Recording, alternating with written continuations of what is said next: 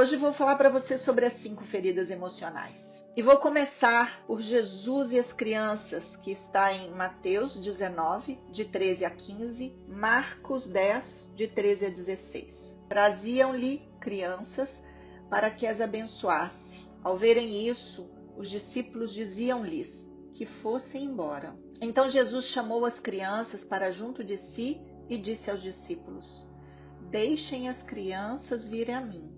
Não as devem impedir, porque o reino de Deus pertence aos que são como estas crianças. É realmente como vos digo, quem não receber o reino de Deus como uma criança, nunca entrará nele. E uma segunda citação extremamente valiosa, na minha percepção, é: todas as crianças são boas e seus pais também. Bert Hellinger. Essa afirmação nos mostra quanto amor há em uma criança, seja ela ainda pequena ou já crescida, a criança que habita no adulto. No adulto e na criança há um amor infantil, mas imenso, que julga ser capaz de salvar a família, em especial os pais, mesmo que isso lhe custe a própria vida. Então, dessa forma, se tornam ajudantes, salvadores por amor, mas também porque não conseguem suportar o sofrimento da família. O seu próprio destino se transforma num sofrimento. Porém, essa ajuda, ao contrário do que a criança espera, só enfraquece mais e mais o sistema, o próprio sistema e o sistema familiar. A enfraquece também na fase adulta, pois carregamos em nós essa criança não compreendida. Todos os adultos são grandes e capazes. A criança deve sentir isso como verdade em seus pais para ajudar e não se emaranhar. O que facilmente acontece, porque é comum os adultos se tornarem pais quando ainda sua própria criança se encontra ferida. Toda criança ama profundamente seus pais. O que uma criança mais quer é ser amada e aceita. E sua primeira referência para conquistar esse direito vem dos próprios pais. Como os pais a trata, a cuida, a considera ou desconsidera, a menospreza ou não, a vê, faz toda a diferença para o adulto que ela vai se tornar. Quando não é observado o sentimento de uma criança, feridas são criadas. A criança ferida mantém as memórias de abuso físico e emocional, negligência e outras situações traumatizantes que possam ter ocorrido no período da infância. Lembrando que essa é uma fase de nossa vida muito marcante, pois é nesse momento que está sendo construída toda a personalidade do indivíduo. Carl Jung. Não precisa um trauma ou um acontecimento maior, como a maioria das pessoas pensam, para que a criança se torne uma criança ferida. A sensibilidade da criança é infinitamente maior do que imaginamos. Gestos, palavras, posturas geram sentimentos, sensações e, dependendo dessas sensações, a criança absorve de forma inconsciente e segue na fase adulta essa informação guardada, arquivada, gerando questões de ordem física, emocional e mental. Temos 5 feridas bases que são geradas na infância e definem, na maioria das vezes, a nossa fase adulta. Os nossos resultados, as nossas relações com pessoas, dinheiro, profissão, saúde, enfim, com a vida como um todo, caso não sejam observadas e curadas. São elas: traição, humilhação, injustiça, rejeição e abandono. Como não as identificamos e não temos consciência, acabamos por desenvolver máscaras para escondê-las e na esperança de que elas desapareçam. Porém, com o passar do tempo, por motivos diversos, elas se tornam mais profundas, já que o que não admitimos toma proporções maiores e podem, inclusive, nos dominar. Importante compreender que, ao tentar esconder as feridas, encontramos mais e mais situações que as traga para o nosso momento atual, na tentativa da vida de que as olhemos e assim possamos evoluir. Porém, como não agimos assim, vem mais e mais situações, como relacionamentos que repetem os mesmos padrões, por exemplo, e assim vamos aumentando a ferida. A solução está em olhar, em cuidar e curar. Essas feridas atrapalham nossa saúde, nossos relacionamentos, nossa felicidade, nossa profissão, nosso dinheiro, pois nos distancia de quem somos na essência. Vivemos a partir delas, nos defendendo e buscando não mais sentir a dor que as causou. Porém, enquanto não damos a devida atenção e cuidado a essas feridas, elas estarão crescendo sem que a gente veja. Reconhecer esses sentimentos já é 50% para a solução, pois tiramos a permissão das feridas em atuar sem que a gente veja. E aí a gente vai para a primeira ferida, traição. O despertar da ferida da traição surge de 2 a 4 anos de idade com o genitor do sexo oposto. Essa ferida vem da quebra de confiança ou expectativa não correspondida na conexão do amor. É possível trair ou sofrer uma traição de diversas formas. Segundo o dicionário, trair significa ser infiel a, ou ainda abandonar traiçoeiramente, ou ainda delatar. A idade de 2 a 4 anos é a mesma idade que se inicia o despertar sexual, incluindo nesse período o complexo de Édipo. A criança se sente traída pelo genitor do sexo oposto, sempre que esse não cumpre uma promessa ou trai a sua confiança. Quando a criança começa a viver experiência de traição, cria para si uma máscara para se proteger de forma inconsciente e, no caso da ferida da traição, a máscara criada é a do controlador. O tipo de controle que ele exerce não é motivado pela mesma razão que o controle exercido pelo masoquista, que vem lá da ferida da humilhação. O masoquista controla para não acessar a vergonha de si mesmo ou não causar vergonha a alguém. Já o controlador, vindo da ferida de traição, controla para garantir que os compromissos assumidos com ele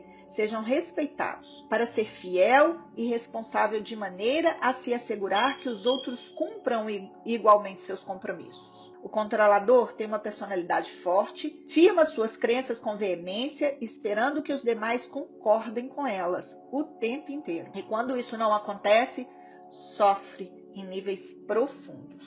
O corpo desses indivíduos demonstram força e poder, impondo de alguma forma esse controle. No homem, os ombros mais largos que os quadris. Na mulher, quadris mais largos e fortes que os ombros, peito estufado e barriga proeminente. Julga-se ser responsável e forte. Procura ser especial e importante. E aqui a gente esclarece que autoimportância não é autoestima. Para que isso tudo?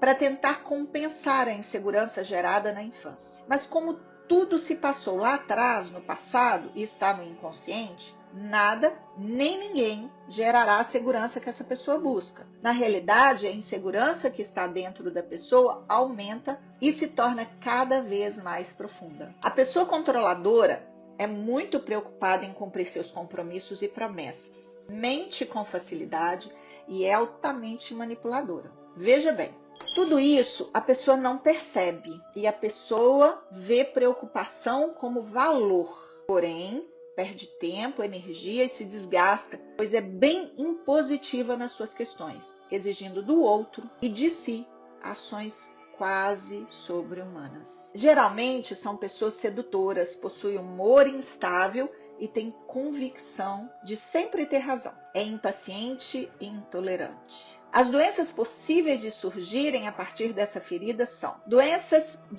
das quais se perdem o controle das funções do próprio corpo, agorafobia, tudo é para já, problemas do sistema digestivo, doenças de natureza inflamatória. É importante compreender que o genitor do sexo oposto que gerou essa ferida provavelmente viveu ou ainda vive essa mesma ferida com o próprio genitor do sexo oposto. Ou seja, são feridas sistêmicas, passam de geração para geração, se não curadas ou minimamente cuidadas, também serão passadas para a geração que vem depois, para a nossa geração seguinte. Devemos lembrar que a razão principal da presença de qualquer ferida é a incapacidade que temos de nos perdoar e liberar esses registros gerados na infância. Precisamos ter em mente que parte desse perdão se requer porque ainda geramos dor e sofrimento a nós mesmos e aos outros, baseados nessa mesma ferida. A próxima ferida que a gente precisa se conscientizar é a humilhação. É mais uma ferida que, por não sabermos lidar com ela, desenvolvemos máscaras de forma inconsciente, na expectativa de que ninguém perceba. Porém, nossas ações e atitudes demonstram também nosso inconsciente, e a ferida está lá, sempre pronta para deixar sinais da sua presença. A questão é que feridas não olhadas e curadas se tornam ainda mais profundas, interferindo diretamente nos nossos relacionamentos, na nossa saúde física, mental e emocional, no nosso dinheiro, na nossa profissão, enfim, em todas as áreas da nossa vida. Elas nos distanciam da nossa essência e de quem podemos de verdade ser na vida. Reconhecer a ferida e não permitir que ela impeça a nossa felicidade é um dos propósitos de tratar terapeuticamente essa questão. O despertar da ferida da humilhação acontece quando a criança sente que um dos pais tem vergonha dela, quando ela está suja, faz alguma malcriação, sobretudo em público, está mal vestida, etc. Independente das circunstâncias que a criança se sentir degradada, ultrajada ou envergonhada, em termos físicos ou emocionais, a ferida é despertada e ganha amplitude. Quando adulto, buscamos inconscientemente situações que nos levam a conectar com essas feridas, pois é como se elas precisassem ser validadas o tempo inteiro. Isso é muito importante a gente compreender. A gente faz o movimento de forma inconsciente. Atraímos pessoas, situações, momentos de uma forma muito profunda e inconsciente. Essa ferida pode, então, ser vivida em diferentes domínios, dependendo do que aconteceu entre 1 e 3 anos de idade. A criança, achando que não tem liberdade para agir ou se movimentar como quer, se sente rebaixada e excessivamente controlada pelos pais. Na fase adulta, se sente controlada pelo outro de alguma forma, busca situações em que será controlada sem perceber. O indivíduo que, quando criança, viveu a humilhação, forjará a máscara do masoquista, de forma inconsciente. Em geral, essa pessoa procurará a dor e a humilhação nos relacionamentos e financeiramente falando. Esses dois últimos pontos, relacionamento e financeiro, são muito frequentes para as pessoas com ferida de humilhação. Essa era a minha primeira ferida. Quando adulta, vivenciei relacionamentos desgastantes, pois ancorei no meu inconsciente amor e humilhação como pares, andando juntas o tempo inteiro. Saber dessa ferida me trouxe uma nova realidade para relacionamentos e dinheiro. Uma postura que essa ferida traz é que a pessoa precisa se machucar ou se castigar nas áreas diversas da sua vida antes que o outro faça esse movimento. Como se fosse uma proteção. Vive em constante alerta. Tenta controlar o que é incontrolável. Afinal, temos controle de quê na vida, né? Como masoquista, homem ou mulher, é frequentemente ligado à mãe, ele vai fazer tudo para não lhe causar vergonha, mas terá o dom de atrair para si situações capazes de humilhá-lo o tempo todo.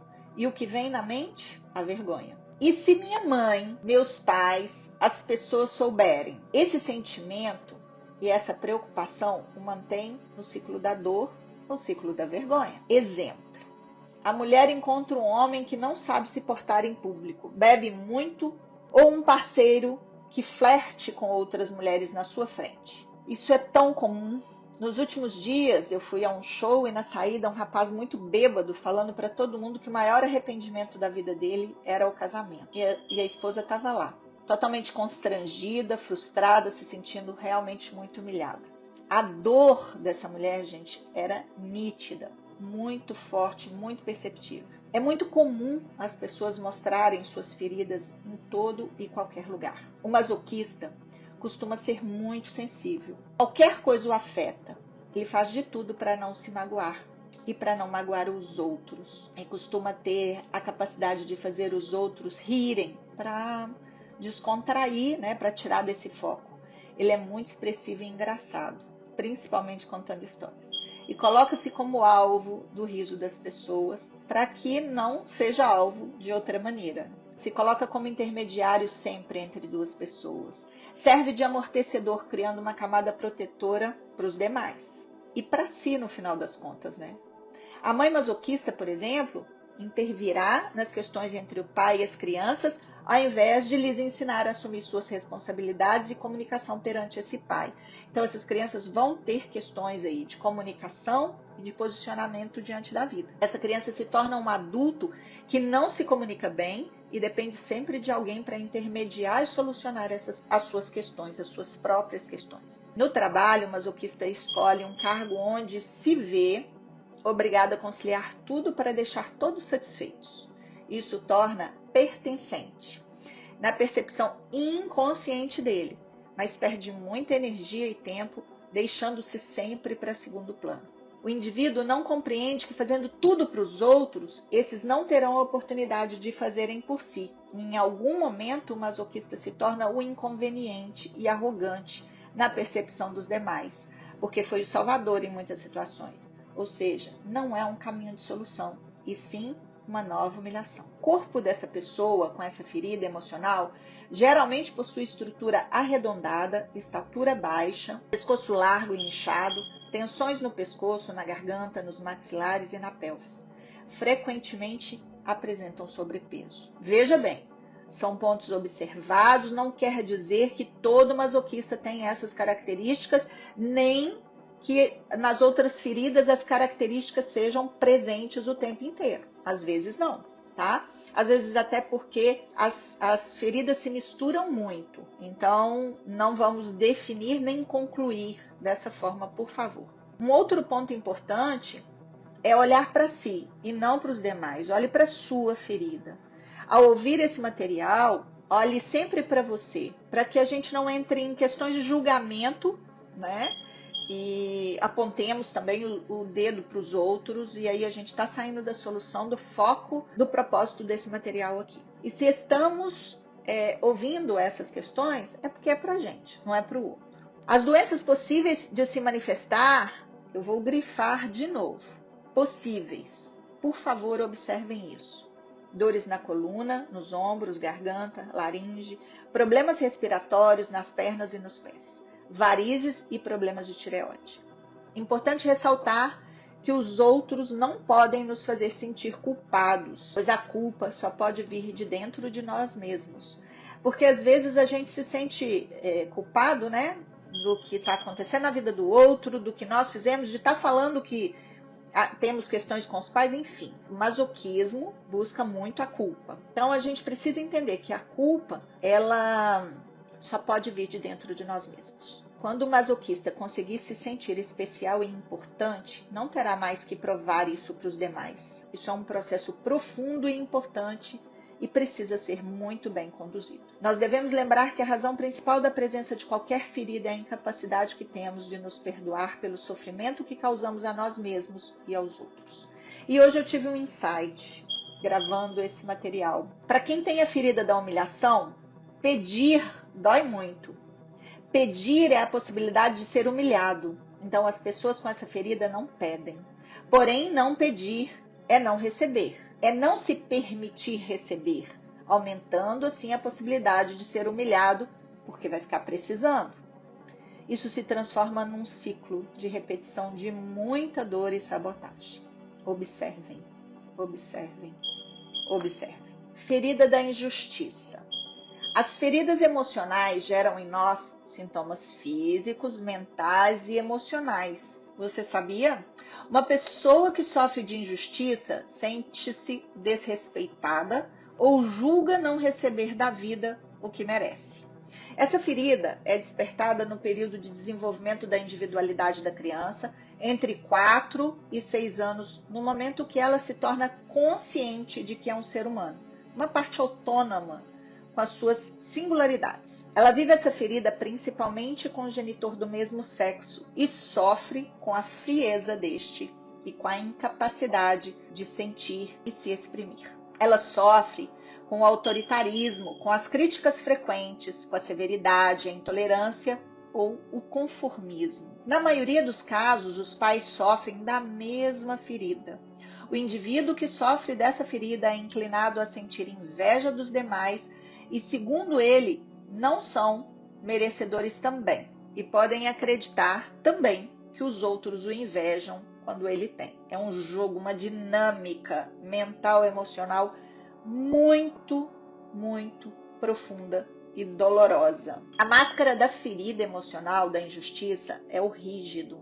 O rígido procura a justiça e correção a todo preço. Muitas vezes tem o hábito de cruzar os braços, bloqueando a região do coração, fechando literalmente o coração para não sentir. Afinal, o corpo fala e demonstra sentimentos. São pessoas inquietas, com movimentos dinâmicos, no entanto, seus gestos são rígidos, sem grande flexibilidade. O maxilar vive cerrado, tem o pescoço rijo, nervos do pescoço salientes. Ela demonstra essa tensão o tempo inteiro. O medo de errar é muito forte nesses indivíduos. Raramente ficam doentes, eles são muito severos com seu corpo. A pessoa que se reconhece nessas características são provavelmente vítimas de graves injustiças. Importante saber que ninguém consegue se controlar a vida inteira, que ninguém consegue manter a dor sob controle. Todos nós temos limites nos planos físico, emocional e mental. Uma hora o furacão vem à tona. O vulcão, entra em erupção. As doenças possíveis de se apresentarem em indivíduos com a ferida da injustiça não trabalhadas são estafa, dificuldade em alcançar orgasmo, ejaculação precoce ou impotência, doenças de natureza inflamatória como tendinite, artrite, etc., torcicolo, prisão de ventre, cãibras, má circulação sanguínea, varizes e problemas de pele. Se você se reconhece nessa ferida da injustiça e porta a máscara do rígido, a primeira coisa a se fazer é admitir o número de vezes que foi injusto com os outros e consigo mesmo num único dia. Devemos lembrar que a razão principal de qualquer ferida é a incapacidade que temos de nos perdoar pelo sofrimento que causamos a nós mesmos e aos outros. Aconteceu lá na infância e a gente continua retroalimentando inconscientemente tudo isso todos os dias, e tem pessoas que morrem por causa da ferida, alimentando a ferida. Vamos falar então agora da rejeição. Aprender a identificar a partir das suas origens as feridas, reconhecendo sentimentos, não permitirá mais que essas feridas lhe impeçam a felicidade. Essas feridas emocionais podem se refletir em nossa personalidade e até mesmo no formato do nosso corpo. Ao identificar as feridas que se carrega, podemos descobrir a origem das dificuldades que enfrentamos de forma recorrente e, assim, empreender uma jornada de cura, aceitando as experiências do passado e perdoando todos os aspectos dele. As máscaras que criamos para nos proteger de cada uma das feridas são visíveis, tanto em nossa aparência exterior quanto no nosso comportamento e na forma de nos relacionarmos com a vida. Muita gente tem dificuldade em estabelecer a diferença entre rejeitar e abandonar. Abandonar alguém é afastar-se dela em prol de outra coisa ou outro alguém, ao passo que rejeitar uma pessoa é rechaçá-la, não querer tê-la por perto, não querer tê-la ao seu lado ou na sua vida, é desprezar, desconsiderar mesmo. Aquele que rejeita usa a expressão eu não quero, enquanto o que abandona prefere dizer eu não posso. A rejeição é uma ferida muito profunda, pois aquele que sofre por causa dela se sente rejeitado em seu ser e principalmente em seu direito de existir. O despertar da ferida da rejeição é da concepção até 1 ano de vida e manifesta-se com a figura parental do mesmo sexo. A partir do instante em que o bebê passa a se sentir rejeitado, ele começa a fabricar a máscara. A pessoa acaba, então, desenvolvendo uma personalidade específica para evitar sofrer de rejeição. A máscara do escapista, nesse caso. Usar uma máscara significa não sermos nós mesmos, porque acreditamos desde muito jovens que ela nos protegerá. A primeira reação de uma pessoa que se sente rejeitada é fugir. A criança prestes a criar para si uma máscara de escapista, ao sentir a rejeição, será aquela que viverá a maior parte do tempo em seu mundo imaginário, o que explica porque ela é, em geral, bem comportada e sossegada, não criando problemas e não fazendo barulho. O escapista se julga sem valor e é por essa razão que ele vai tentar por todos os meios ser perfeito para se valorizar aos seus olhos e aos olhos dos outros. A pessoa escapista tem dificuldade em conceber sua necessidade de sexualidade, como a maioria das pessoas. Ou atraem situações em que são rejeitadas no plano sexual pelo parceiro ou se distanciam completamente da própria sexualidade. Quando ele fala e alguém o interrompe, sua primeira reação é pensar que ele não é importante e geralmente para de falar. Uma pessoa que não tem a ferida da rejeição tenderia a achar que o que ela diz é que não é importante naquele momento e não tem nada a ver com ela mesma. O escapista também tem dificuldade para emitir sua opinião quando ele é solicitado, julgando que os outros se sentirão afrontados e o rejeitarão. Outra característica do escapista é procurar a perfeição em tudo que faz, pois ele pensa que se cometer um erro será julgado, e para ele ser julgado equivale a ser rejeitado. O corpo do escapista é geralmente contraído e estreito. Psicologicamente, apresenta um desprendimento com relação ao material, aos bens materiais, é perfeccionista, intelectual, passa de fases de grande amor a fases de ódio profundo, devaneia com facilidade e julga-se incompreendido. As possíveis doenças a se desenvolverem a partir da ferida da rejeição são a diarreia, arritmia, câncer, problemas respiratórios, alergias e vômitos, desmaios, hipoglicemia, diabetes e depressão. Devemos lembrar que a razão principal da presença de qualquer ferida é a incapacidade que temos de nos perdoar pelo sofrimento que causamos a nós mesmos e aos outros. E vamos lá para a nossa última ferida, o abandono. Abandonar alguém é deixá-lo, largá-lo, não querer mais se preocupar com ele. Muitas pessoas confundem rejeição com abandono. Às vezes nos julgamos rejeitados, pois o outro nos repele, não nos quer mais ao seu lado. A ideia é não se prender à situação vivida, mas sim à dor que está sendo reencenada, que vem lá de trás. Para saber qual ferida foi ativada, devemos estar atentos à nossa reação e à pessoa com quem vivemos o problema. Se alguém do mesmo sexo que nós, a ferida ativada é sempre da rejeição. Se a pessoa é do sexo oposto, a ferida é do abandono. Se a dor causada pela mãe, a ferida será a rejeição. Se a dor causada pelo pai, nesse sentido, é do abandono. Os que sofrem de abandono não se sentem alimentados afetivamente. Essa ferida se manifesta normalmente antes dos 2 anos de idade e a máscara que o indivíduo cria para si, a fim de tentar esconder a si próprio, é a máscara da dependência. É o dependente. A pessoa se torna totalmente dependente. A emoção mais intensa vivida pelo dependente é a tristeza. Para não senti-la, procura a presença dos outros. Pode, no entanto, tomar uma decisão plástica, superficial, de largar a pessoa, a situação que lhe causa essa tristeza ou esse sentimento de solidão a qualquer momento. A pessoa é muito vulnerável e muito volúvel ao mesmo tempo. Ele não percebe que todas as vezes que desistir de alguém ou de algo também está cometendo um ato de abandono nesse momento de crise. Ele pode, inclusive, pensar em suicídio por todos esses contextos, tá? Por querer largar tudo a qualquer momento, né? De qualquer forma. A forma de ajudar de que o dependente mais carece a nível de apoio dos outros é a presença real, momentos de contemplação, de saber ouvir e perceber de verdade essa pessoa.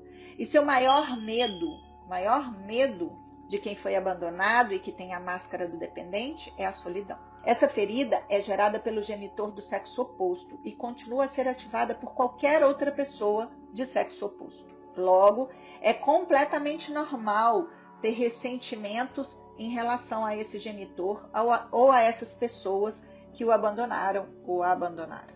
É preciso ter em mente que, enquanto guardarmos ressentimentos contra um dos nossos pais, mesmo que inconscientemente, nossas relações com todas as outras pessoas do mesmo sexo desse genitor serão complexas e desafiantes. Eu nunca me imaginei com essa ferida, porém meu pai, caminhoneiro, e nos deixando frequentemente por uma necessidade de viagens, né? Ele deixava a mim e os meus irmãos. Nós desenvolvemos essa ferida. Eu vejo nitidamente essa ferida em nós 3. Então aqui é importante compreender que as feridas são geradas desde a percepção e sentimentos da criança, não necessariamente por uma intenção dos pais ou por um fato real que iria gerar dor e, consequentemente, causar uma ferida. O corpo dos indivíduos com a ferida do abandono não trabalhada geralmente é comprido, magro, sem tônus, apresentando pernas fracas e dorso curvado. Psicologicamente, as pessoas com a ferida não trabalhada do abandono costumam sempre se colocar como vítimas. Possuem necessidade de presença de atenção excessiva muitas das vezes, de apoio o tempo inteiro e principalmente de amparo. Costumam ser grandes dependentes emocionais. Apresenta voz de criança e dificuldade em receber não como resposta, além de estar frequentemente triste e chorar com facilidade. Também costumam buscar independência, se tornando cada vez mais dependentes de vícios mentais, emocionais e inclusive físicos. E gostam muito de sexo como uma necessidade, como uma forma de suprir um pouco desse abandono. As doenças possíveis de se manifestar são dor nas costas, asma, bronquite, enxaqueca, hipoglicemia, agorafobia, diabetes, problemas nas glândulas suprarrenais e depressão. Devemos sempre lembrar que a razão principal da presença de qualquer ferida é a incapacidade que temos de nos perdoar pelo sofrimento que causamos a nós mesmos e aos outros. Alimentamos as feridas de forma inconsciente, sem perceber mesmo, e assim criamos um ciclo de dor, medo, insegurança, escassez, perdas e muitas outras questões. Muitas pessoas me procuram me perguntando o que estou fazendo de errado na vida. Raquel, por que as coisas não andam? Por que as coisas não acontecem? Na maioria das vezes, nossas ações e atitudes baseadas nas feridas nos impedem de avançar, pois é uma forma da vida nos colocar de volta no caminho da evolução. Se avança, a gente não olha para isso, né? Olhando para o que está dentro de nós, nos levando para a cura, para a partir daí nos tornarmos e nos transformarmos nas crianças que Jesus citou lá no início desse material, desse conjunto de informações. Quem não receber o reino de Deus como uma criança, nunca entrará nele. E a criança tem a inocência. Nós, enquanto adultos, não precisamos ser ingênuos, mas precisamos ter essa inocência da criança, de que tudo tem um propósito, de que o passado precisa ficar no passado, que a gente precisa soltar aquilo que não serve mais. Precisamos nos conduzir para um caminho e sermos integrais, passando pelo desenvolvimento da criança, do adolescente, do adulto de valor, que já somos, pois somos todos divinos enquanto filhos de Deus. Autoconhecer-se e autodesenvolver-se não é uma opção, é o caminho. Eu espero do fundo do meu coração que esse material traga luz e desenvolvimento a todos vocês, a todos nós, no final das contas, né? Eu também aprendo.